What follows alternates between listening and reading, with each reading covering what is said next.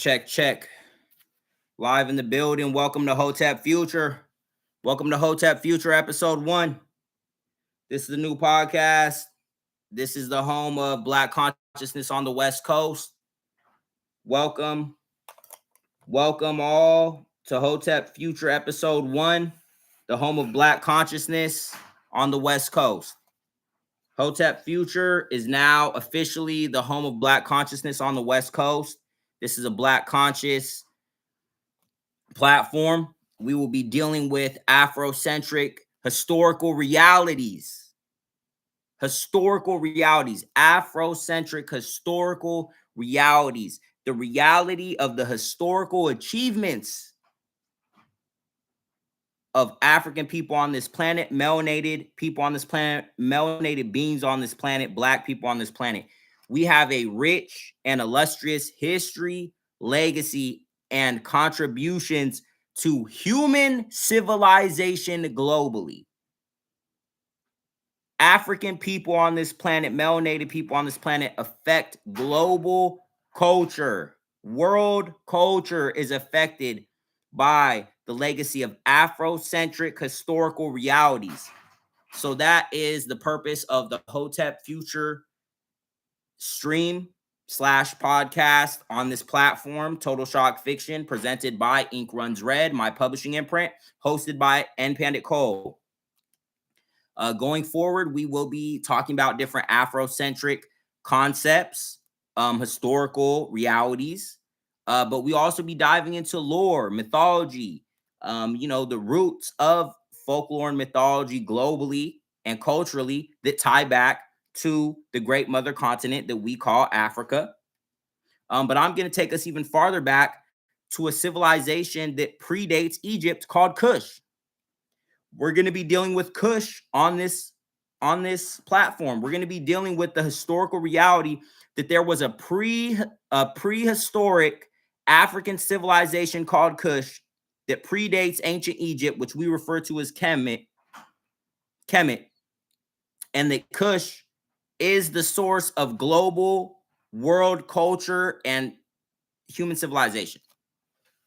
Kush is the cradle of human civilization, and I will be continuing to, talk about that and address that as a Afrocentric historical reality. Okay, we deal with historical realities. We deal with cultural impact here. Popular culture, not only as it pertains to the historical realities of African people on this planet and melanated people on this planet, but yes, that's essentially what this platform is for. So in today's episode 1, to kick things off, we're just going to get right into the knowledge. We're just going to get right into the decodes. We're going to get right into the information. We're going to go in with anime as a spiritual technology. That is today's topic of discussion. Okay, we're going to be talking about anime as a spiritual technology. So how does anime pertain to Afrocentric historical realities? Just to get that out of the way. The original people who inhabited the island nation of Japan came from the tip of Southern Korea. These were darker, more melanated, pigment-skinned people who their bloodlines and lineages, extend back to the mother continent, to ancient Kush. As do the bloodlines of all the people in the world. Everything extends back to ancient Kush. The original inhabitants of Japan were a darker skinned, more melanated, pigmented people who came from the southern tip of South Korea, what is today modern day South Korea, and went to Japan. So that's the reason why Japan loves hip hop and Black people in America and around the world love anime, because anime is the hieroglyphics on the walls from Kemet and dating back to ancient Kush. Anime illustrates the iconography of Afrocentric mythology and folklore, which is global mythology and folklore. And that's what I'm trying to get across here, is when I'm saying Afrocentric culture, mythology, and folklore, I'm talking about world culture. Hip hop has already redefined global culture. What began as rap and early hip hop has already become a $1 trillion dominant world culture that has taken over music. And now you see they've pivoted back from hip hop becoming totally pop culture mainstream. Now they've pivoted back into country, and country being big again, and them utilizing the hip hop components to bring back country.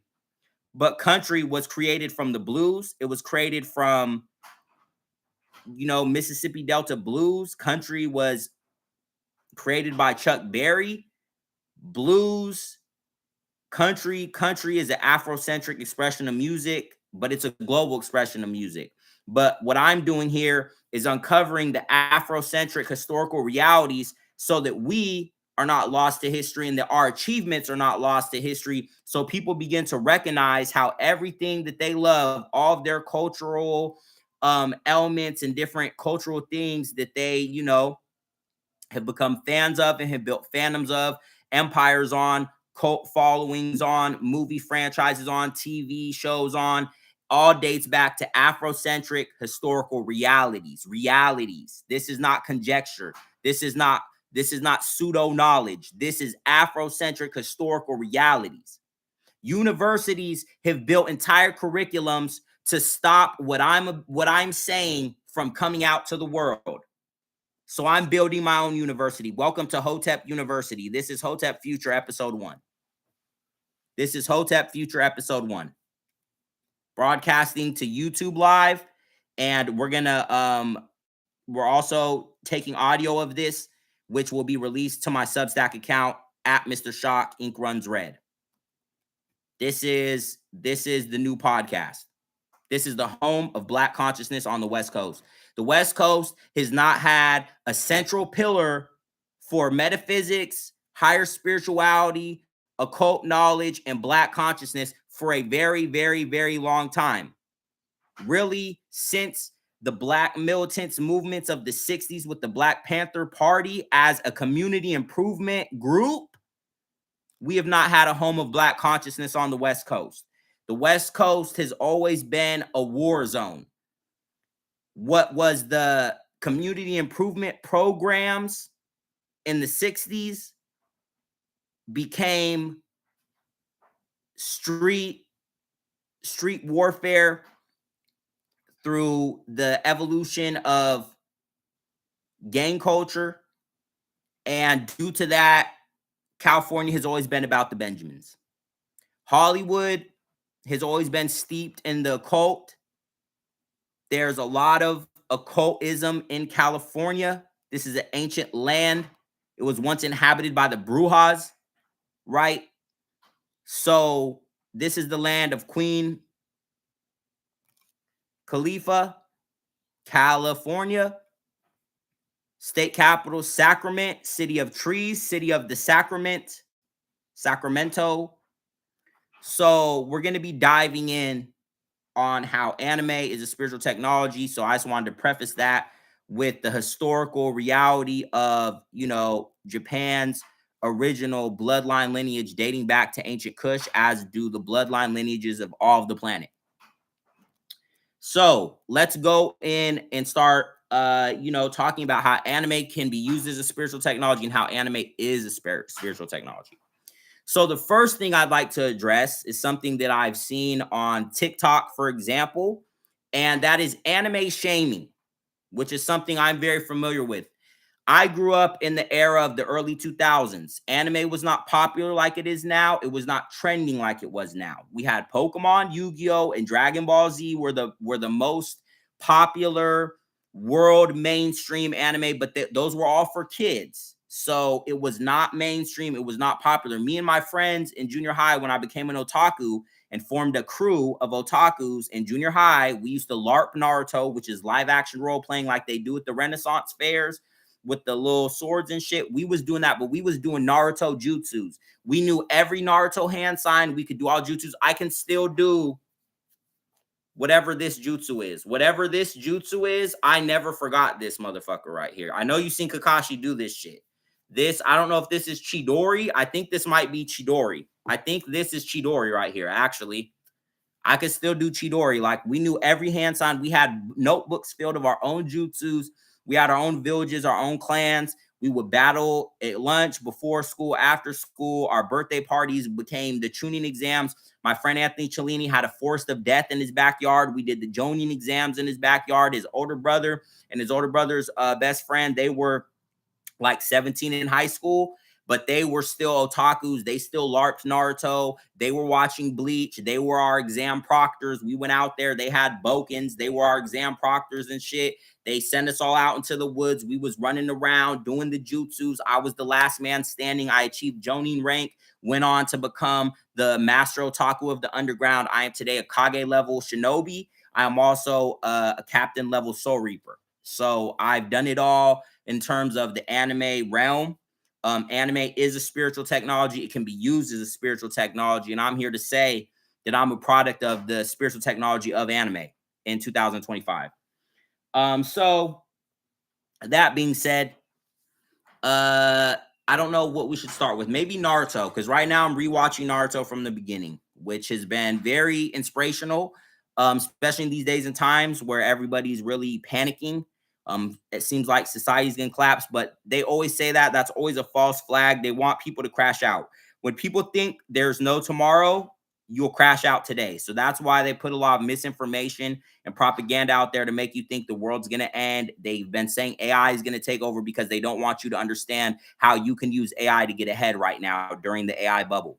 We're in the AI bubble. This is the exact same thing as what happened with the dot-com bubble, except now, because of historical context, we can clearly see you need to be using AI and or computers and technology or whatever it is to get ahead right now, so that when this whole thing pivots and the first trillionaire hits $1 trillion and the whole world is affected, you want to be on the other side of these technological advancements and these open platforms that are supporting us in this day and times, such as Amazon KDP. I've published 30 books on Amazon KDP. I'm a self-published author. In past eras, that was not possible for me to totally 100% for free write my books, edit them, create my own covers. Now with AI, I've created some AI covers. Before that, I was already making covers by myself without any assistance or any kind of technology, using stock images. A lot of stock images are AI images, so it really is the same. Honestly, it's more creative doing it myself using my own AI. There's a lot of stigmas against AI, but that's just because people haven't caught up to the technology, but that's okay. So moving forward, in these days and times, don't crash out. Maybe just sit down and watch Naruto if you're feeling panicked, because Naruto never gave up. That's one thing about Naruto. So the first element of anime as a spiritual technology is, while a lot of TV shows and movies have hidden subconscious programming, such as a show like White Lotus, right? White Lotus is one of the most popular TV shows that's come out in recent years. Season 3 of White Lotus is social engineering, mind control programming steeped in nihilism and depravity. That season I did not watch. There was a lot of dark energy, a lot of dark programming they were putting into that season. So they will give you a show and then slowly desensitize you to more and more depraved, nihilist opinions and beliefs, which they will hardwire into your programming. Anime does not have that.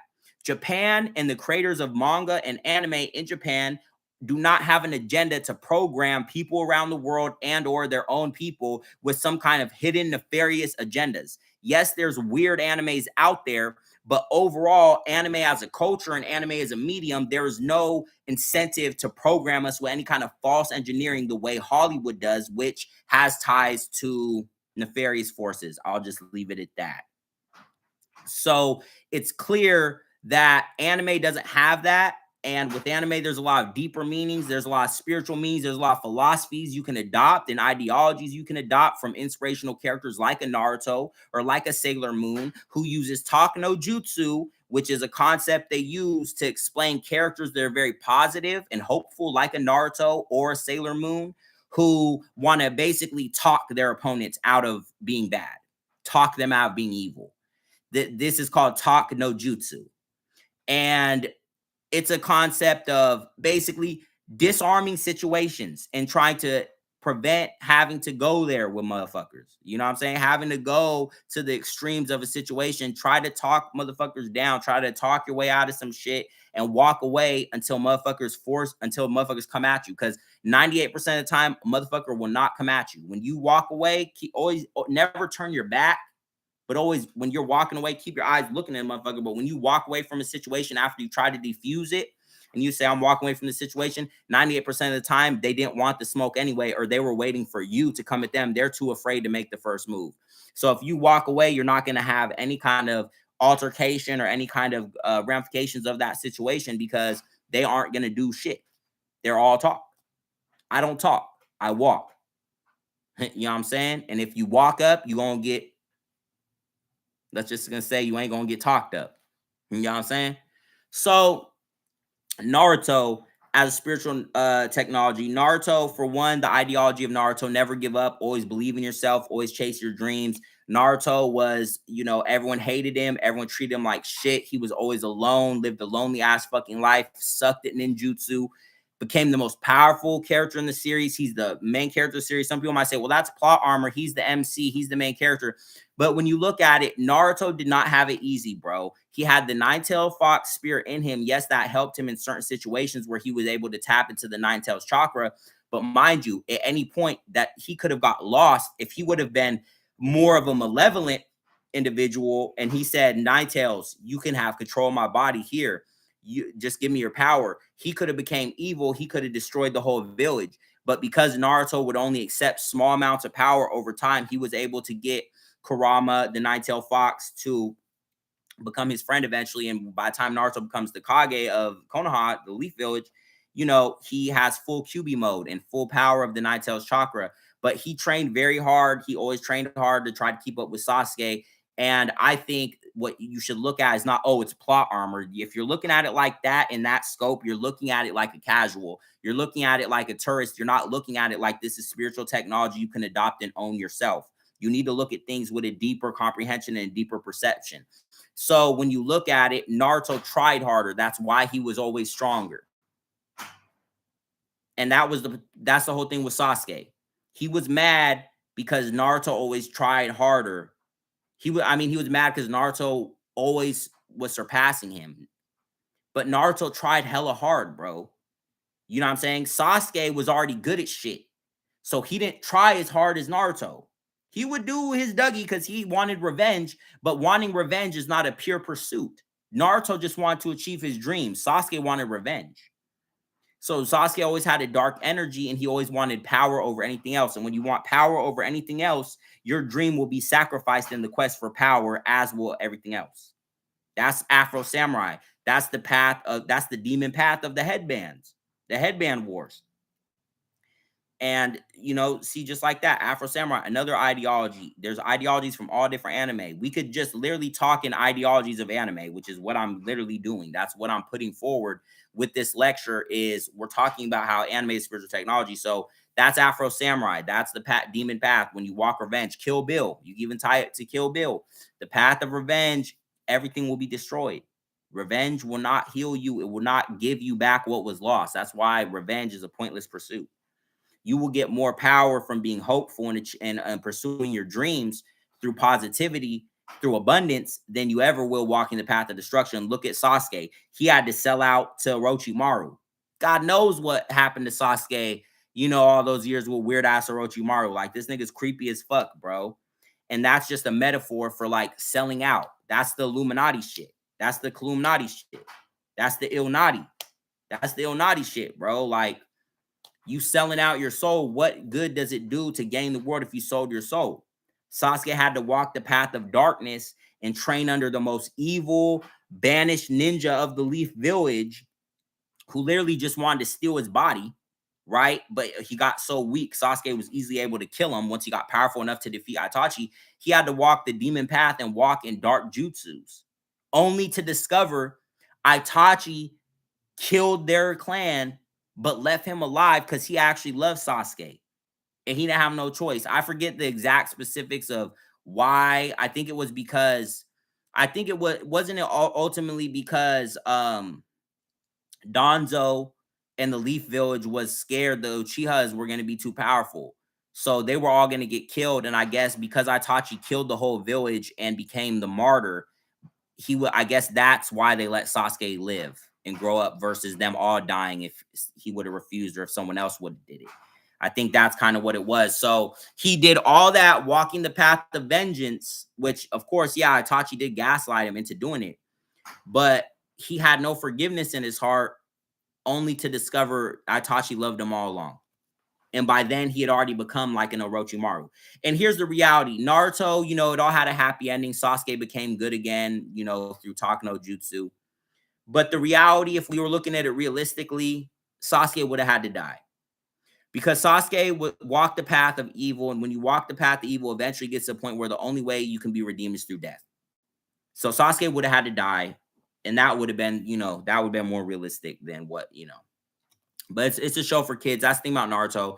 It was for kids, so I'm not mad that Naruto got too soft for me to keep watching it. Like once it got to the Great Ninja War after the Pain arc, it got too soft for me to keep watching it because it, you know, it's just not realistic. So I'm not mad at that because Naruto is for kids. So kids should be inspired by Naruto, like I was.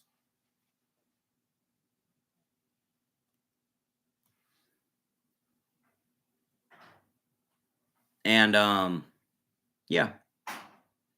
So that's one aspect, right? But beyond that, we have chakra.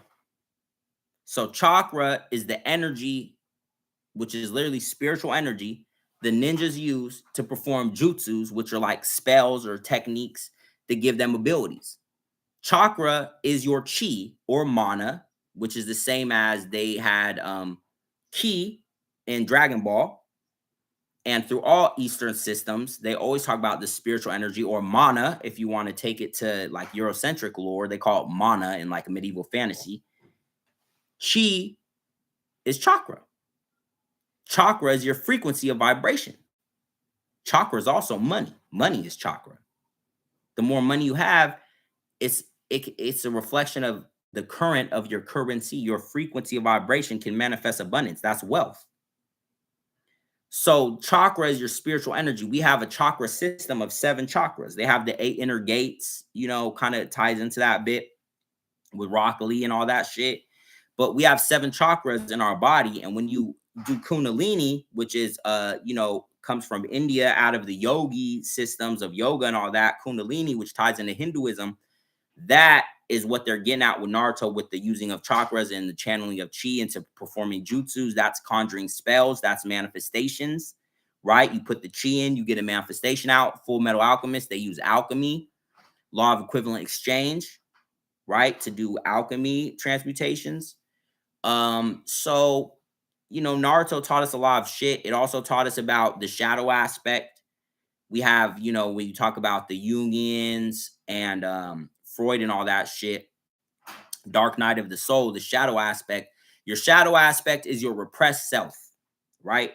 So you have, I don't like to look at it as light and dark or good and evil, because when it comes to consciousness, we're dealing with deeper than the morality of good versus evil, because what one person says is evil might be actually good because the person who says it's evil is the one who's evil, but they're pretending to be good.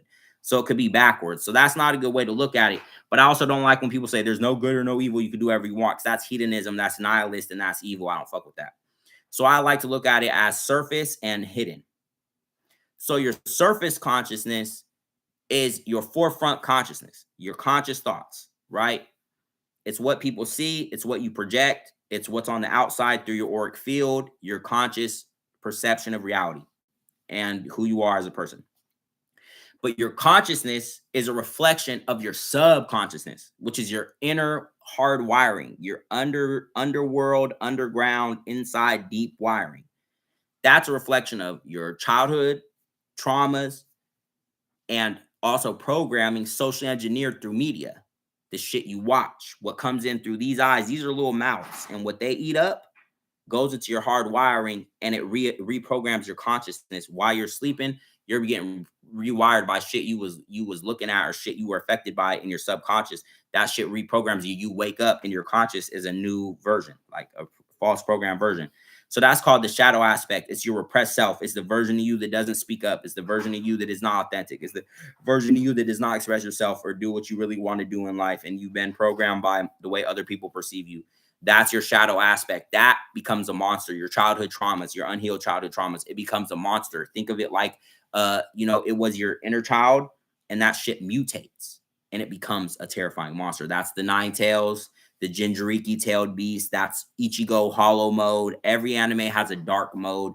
Guts is berserker armor, the spirit of the beast. Like, that's everybody has a shadow aspect, but your shadow aspect isn't necessarily evil, because the tremendous power of your inner demon is also your greatest strength in terms of warfare if you're talking about battling spiritual forces.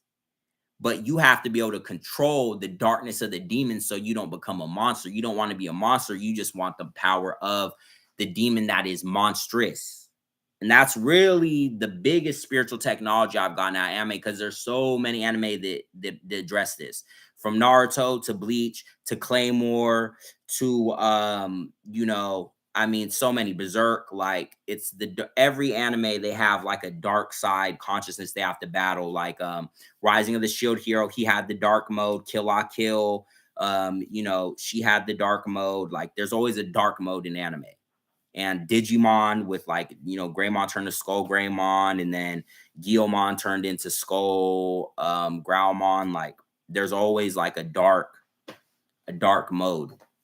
So that's like one of the biggest spiritual technologies from anime. And how anime is a spiritual technology, aside from just the mythology and the ideologies and philosophies that you can apply to your life, watching anime is spiritual technology. So in the same way I said something can social engineer your subconscious, you can social engineer your subconscious for good shit. Watching anime. So anime shaming, this is why I want to address what I see on TikTok. I see, people who do those rage bait memes. You're a grown-ass man watching anime? Fuck wrong with you? And it's like, if you're saying that in these days and times, you're a dinosaur. Because everyone watches anime. Casuals and tourists and hot girls are cosplaying as anime. Like, what? Like, you're still on that? Like, do you live in 2003, nigga? Like, you're fucking stupid. So people like that are casuals, tourists, and NPCs. And NPCs, they don't register on my radar. They don't exist to me. So I don't care what they have to say. A lion doesn't listen to the whispers of the sheep or the fucking squeaks of a mouse. You know what I'm saying? Miss me with the fuck shit. So, in America in particular, they programmed us, especially like the Generation X, right? Cartoons is for kids. So they did that. That was a strategic move by mass media. There's a reason why that happened. Because in the 70s, they was making adult animation that Adult Swim wouldn't air. There's shit that Ralph Bakshi was making. Hopefully I got his name right. I'm pretty sure I did. That they wouldn't air on Adult Swim today. Hey, good looking. Like, the shit he was doing, the guy that, made Fire and Ice, Wizards, they would not put that shit on Adult Swim today. In 70s, they was making adult animation that was straight X-rated, boy. That shit made anime like, dang, whoa, this shit they're doing a lot. They're doing a lot in this shit. But see, the 70s still had that psychedelic atmosphere of the 60s where people's consciousness was evolving and progressing. And as we went from the 70s to the 80s, there was a effort made to dumb people down and condense our imaginations. And that's when the social engineering really began to take effect, out of the 70s. That's when they started putting restrictions. Movies had to go through the rating system. Social engineering in the movies. Cartoons is for kids. When you grow up and you think cartoons is for kids, guess what happens? You lose your imaginative thinking. You lose your childlike wonder. Adventure Time talks about this. When you lose your childlike wonder, imagination is the ultimate power on this planet, because what you imagine, you can manifest into reality. There's nothing you cannot speak into reality and or will into reality through manifestation of your imagination. That's the law of attraction. That's affirmations. Run that back. Soundbite that shit. That's how the shit goes. So when they program you, cartoons are for kids, only watch shit that's live action, only watch these socially engineered programming filled shows and movies, only think about adult shit, paying bills, doing adult shit, aka slave shit in society, you become an NPC. You lose the ability to see beyond perception. It's easier to lie to you. It's easier to give you propaganda. It's easy to false flag you. It's easy to gaslight you. It's easy to get you to live in your repressed self. You become your false self, and your false self isn't even your shadow aspect. You don't even have the power of your shadow aspect. You're just a false version. You're just a shell of who the fuck you could be. That's an NPC, a non-playable character. You're a programmed bot. Can I get some hundreds in the chat? You a programmed bot for that. You bought into the false myth. You have been bought into the false myth. That's where you become a chatbot. You're an NPC. You're not your true self. You're not awakened. You don't have consciousness. So the kind of, when people say, well, I don't watch anime, I can't watch anime, that's because unfortunately they do not have that level of imaginative thinking to a degree where they can't sit down and process anime and not see it as this is a cartoon for children. The same way certain anime for me is too childish and I don't watch it because it's like something made for a kid. That's how they view all anime. And a lot of anime is not for kids. You know, that shit ain't for kids, bro. It's for adults. That's where Japan has created the ultimate spiritual technology. They've created a form of animation ever since the 80s that is for mature adults. Because over there, they don't look at it like that. When people who are in their adult age, they don't see manga and think that's for kids. They don't look at anime and see that's for kids. Some people might say, well, that's for otakus, but it's not as much of a stigma as it is here in America, where even today people on TikTok are still trying to rage bait like, you're watching anime, like you sound stupid. And you know, TikTok and social media. So I was never into social media. I've never gotten to social media. I've only gotten into social media literally this past year because I am trying to beat the algorithm. And I am beating the algorithm. I've beaten the algorithm many, many, many times. I've generated thousands of views on Twitter, on X without any paid ads. I've got my YouTube channel up to, 300 plus subscribers. I've generated 200,000 views. My TikTok, I've generated tens of thousands of views. I don't do sponsored ads, no paid advertisements. I've hacked the algorithm. I've pushed content. And it's like, you get as far as you can get, but I honestly feel like it's more of a belief. And when you believe the algorithm is stronger than you, then you can't get through the noise. But one thing that I have learned from being on social media is it hardwires you to listen to what other motherfuckers say, which is something I don't give a fuck about. So on my TikTok, what I started doing was posting shit and not reading the comments. I don't read my comments. Once I started doing that, I was able to generate hundreds of likes and comments and replies daily, with some of my posts surging to high numbers and still continuing to go on even now without me responding. So I bait and switched, and I got the energy to work for me instead of against me. But what I see people's opinions, I see a lot of dumb opinions, and I see a lot of shaming. People like to shame from this high horse they're seated on. And it's like, what makes you feel so special? What makes you feel not so special, but what makes you feel like you can judge somebody else's struggle? How dare you judge somebody else's struggle and you shame them as if you have it all figured out? Because clearly, if you're taking the time to shame someone else, you don't have anything figured out. You're just looking for someone to throw rocks at because you're bored. And there's no respectability in that. There's also no respectability in clout chasing. There's no respectability in doing stupid shit just to get clicks and views. I refuse to do that. I don't care if I continue to do streams, videos, YouTubes, post content, and I don't care if nobody listens to my shit. People haven't listened to my shit for a long fucking time. I get more views now than I've ever got in life, and I'm still not seeing the results I want in terms of my content's reach. So whether I get views or don't get views, I'm sitting in the same position. So I'm not going to do the monkey dancing to try to get views and clicks and likes and validation from people when motherfuckers still aren't taking action. I'm still not seeing the results that I'm looking for in terms of my content's reach. So I'm going to continue to do what I always did, which was speak the truth.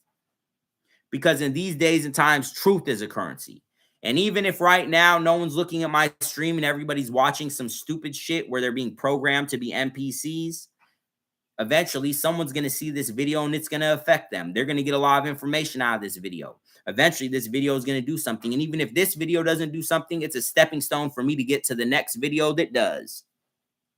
Or just for me to internalize my own dialogue and to affirm to myself who I am. Shout out my guy Ricardo. Yeah, that's Ricardo on the track, boy. So, anime is a spiritual technology. I want to talk about Claymore. Claymore is another good one. Claymore is a really, really good anime. It's one of the best. Claymore is one of the best anime of all time. Honestly, it's my favorite battle shonen. When it comes to the anime fandom, we have I don't like these terms. They call people incels or dudes, so basically they call anime otakus and weebs. They throw around terms like incel, which incels, they have their own thing going on where they hate their lives, they project it on the world, they're trolling the internet, okay, whatever over there. But they also have this other term they throw around, gooner. And I know it's supposed to be like a, kind of one of those things where like calling someone fat so they lose weight. So it's like, oh, you're a gooner. So you should, stop doing what you're doing in your room with the door locked, with your laptop close to your face. Like they're like, oh, you're a fucking gooner. But, I probably take offense to it because of the amount of time I've spent gooning in the past. But it just, I don't know, it rubs me the wrong way. Just like I don't like the term incel. I prefer that I have my own term, which I call intel. I'm not involuntary celibate. I'm intentionally celibate. If I wanted to not be celibate, I would do things to not be celibate. Instead, I stay at home and I don't have no problems and I'm not out here, getting into trouble. Basically, I'm not an incel. I just really dislike having headaches. Okay. So I'm not an incel, I'm an intel. So don't be an incel, be an intel. Be intentionally celibate so you can generate the chi to manifest someone you want instead of somebody who will use you in their rotation and scroll left when they're done with you. Because I've had some chicks give me what I wanted, but ultimately it wasn't what I really wanted, and I was left crying into a bottle afterwards. So, sometimes it's better to just be an intel. Don't let people put you down, call you incel, be intel. But what I was getting at is, some of these otaku anime fandom people, male anime fans, they some of them are lean into that incel gooner life, and their views on women are pretty sketchy. So there's pushback for a anime where a battle shonen where the main character is female, but not just the main character, the whole cast is all demon knight girls. I don't have that problem. Are you kidding me? Say less. I'd rather watch anime about all hot anime demon knight girls than one about dudes. You know what I'm saying? What the fuck? But for some anime fanboys, right? They might be apprehensive to that. So that might be why there's some of the pushback against Claymore. Also, it's dark. It tackles some dark themes, some real societal realities. So that's another reason. And then also anything that's women forward, feminine forward, in terms of storytelling and fiction, there's always pushback because we live under patriarchy. But Claymore is one of my favorite anime. It's one of the best. It does what Naruto and Bleach does in terms of the dark mode battle or even Berserk. Claymore is the best elements of Bleach and the best elements of Berserk combined together with consistent animation and no fillers. And Claire really is like a Naruto because she's the weakest Claymore and becomes the strongest. So it's like Naruto, Bleach, and Berserk combined into one anime. I'll be right back. Hold on.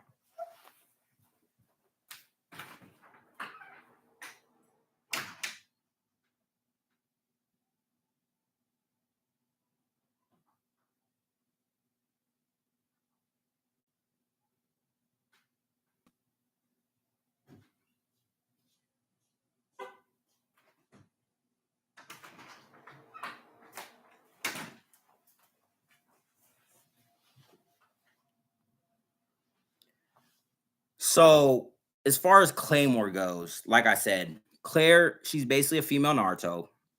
The Claymores are half Yoma. So they have to draw on their Yoma power, which is the shadow aspect, to fight against Yoma without pushing themselves too far and becoming Yoma. It's the most in your face representation of using the dark energy of the shadow aspect to empower yourself and become monstrous in strength, monstrous in willpower, and monstrous in determination. That is what makes Claymore so great. Now, Claymore has been taken down off Crunchyroll. I guess the DVDs are hell expensive, so there is currently no place where you can stream Claymore. It was on YouTube for a long time. You could watch they had like a video where it was the whole series in one video, like a 10-hour video. I'm pretty sure that got took down. So now there's nowhere you can actually watch Claymore on streaming. There's nowhere you can watch it on streaming, which is really a shame because Claymore is an anime I would love to see get a revival and for them to continue the storyline because the manga goes way further. And I did get into reading the manga to see the rest of the story, but honestly, I want to see it animated.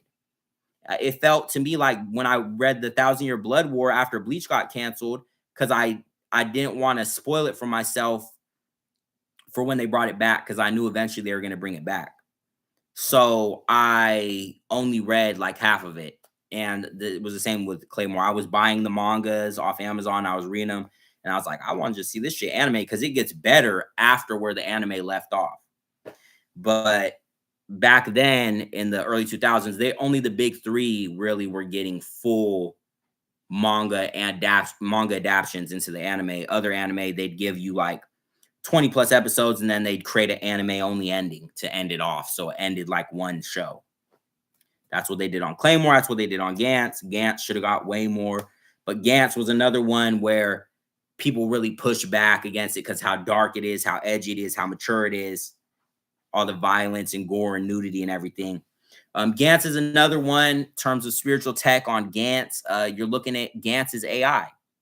So the characters in Gantz, they've died, and then they wake up in the room with Gantz, and then he sends them out to hunt the aliens. In Gantz, he's an AI operating system. There's a dude in the little black ball with the wires all plugged into him and shit. And then on the screen, he just says shit and he tells them and he controls the database of all the different people who have filtered through Gantz. That's your AI. That's artificial intelligence. That's an AI programming system. They're in the, they're in the internet operating like chat bots going around and they're fighting these aliens. So that spiritual tech, Berserk has so many spiritual ramifications. I mean, Berserk really gets into the spiritual ramifications of spiritual technology because you're dealing with really existential terrors, cosmic horror, the kind of shit that's Lovecraftian in scope and scale. The dark side shadow aspect of consciousness, trauma, the traumas of life, despair, ambition. Griffith, a lot like Sasuke, walking the dark path, walking the demon path for what you want, selling your soul for power. So that's another one that has so many different spiritual aspects to it, spiritual elements. But like I was saying, the way the anime is a spiritual technology is because when you don't lose your imaginative thinking from childhood and you're able to appreciate animation and watch animation as an adult, you have eyes that see with a heightened perception. I call it goggle vision. Remember in Digimon, the main character would have goggles. They call him a goggle head. Rika was always calling the nigga from season 3, she would call him a goggle head. So you become you're a goggle head. You have goggle vision when you can watch anime and have that appreciation for animation as an adult beyond just watching it with your kids or whatever. When you have that imaginative thinking where that world of anime really comes alive for you and really comes online, you can internalize that and reflect the imaginative wonder of anime out into the world. Like for me, I see the real world as if it were anime and I am the MC of my anime. You know what I mean? And that allows me to operate on a higher perception. Like you see all those TikToks where they're like, whose spirit pressure am I sensing? And it has the spirit pressure sound. I really walk around like that. Like when I hit the block, motherfuckers are getting off the sidewalk and moving out of my way because my spirit pressure is like, my shit's on deck. Like I be on my Kenpachi shit. Like I be walking the block to the store, like spirit pressure on max. You know what I'm saying? Motherfuckers can sense that shit. You have an auric field, you have vibration. And the way you perceive shit is reflected in the way your energy is emitted. And your energy can get to a point where it can emit for miles and hundreds of miles around you. You can even affect tens of thousands of people on this planet and raise the frequency of the planet with your own vibration. Some people will call that pseudo or say that's new age, but that's honestly true. Your heightened perception of reality can raise the climate of the reality terrain for tens of thousands, even more. People that have become prophets like Bob Marley or Bruce Lee, they affected millions and millions of people on this planet, if not billions. They changed the landscape of the planet. So you have power. That's one thing anime always shows you is you have the power to change your life. You have the power to make improvements. You have the power to keep going, to keep fighting, to keep paving the way forward, to never give up, to, just believe it. Like Naruto said, believe it. Like, that's the one thing rewatching Naruto, like Kid Naruto, bruh, remains like my number one hero in life because this little nigga just never gave the fuck up. He always talked himself up, even when he couldn't back it up, but he would back it up. You know what I'm saying? And he would always figure out a way to just keep going. He would never give up. He would never stop. Nothing could fucking stop him, bro. And that's something I used to live my life like that. And then, I feel like you get gaslit by society. You get that imposter syndrome shit so bad, especially because of social media, comparing yourself to the world. And you get on that Ichigo shit in the Fullbring arc where he gets sad and shit. You just laying in bed like you dead. Bed rotten, now they call it. Like, Ichigo was the king of bed rot. Don't let that nigga get sad, bro. Don't let him get his ass beat like 2 or 3 times in a row. That nigga will be laying in bed like Cone be jumping on his head like, wake the fuck up, nigga. Ichigo just be like, just leave me alone, Cone. Like, shout out Ichigo. He's the emo king, He's the emo king of anime. Well, him and Kaneki from fucking Tokyo Ghoul, that nigga emo as fuck. But yeah, and that's another one, Tokyo Ghoul, Kaneki, where he goes to the white hair mode. That's when he embraced his shadow aspect and he became a badass. He stopped being a pussy ass nigga and he became his badass, ruthless self. That's another one. That's why I like Tokyo Ghoul. I used to not like it when it came out. I thought it was kind of on some pussy shit. But honestly, Tokyo Ghoul is pretty badass. Like, yeah, it's like that emo vibe, but I dig it, especially season 1. I don't know why they didn't follow the manga. They just decided we're not going to follow the manga. The people animating it must have really liked it. And they're like, nigga, I could write some shit better than this. So they just fanficked their way through 2 seasons and ruined the series. Like, what the fuck is wrong with you niggas? So justice for Tokyo Ghoul. We need Tokyo Ghoul to get a comeback. They need to bring back Tokyo Ghoul. But yeah, so I just wanted to kick things off for Hotep Future episode 1. Talk about ways in which anime is a spiritual technology.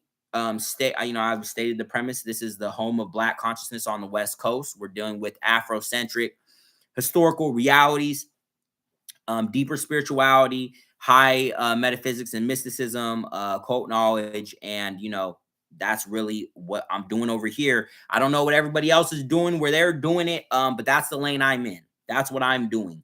I've been watching conscious channels on YouTube by way of the YouTube classroom for many, many years. Lectures from, master occultists such as the Ascended Baba Master Panic, Bobby Hemmett and his thousands of hours of lectures, Serious Times, Baba TV, Every Time Fire, Know the Ledge Media, KTL Media, Black Magic 363. I mean, I've watched these channels for years and years and years. I've even appeared on a few of them, calling into live streams and shit and appearing on the Zoom on the live stream.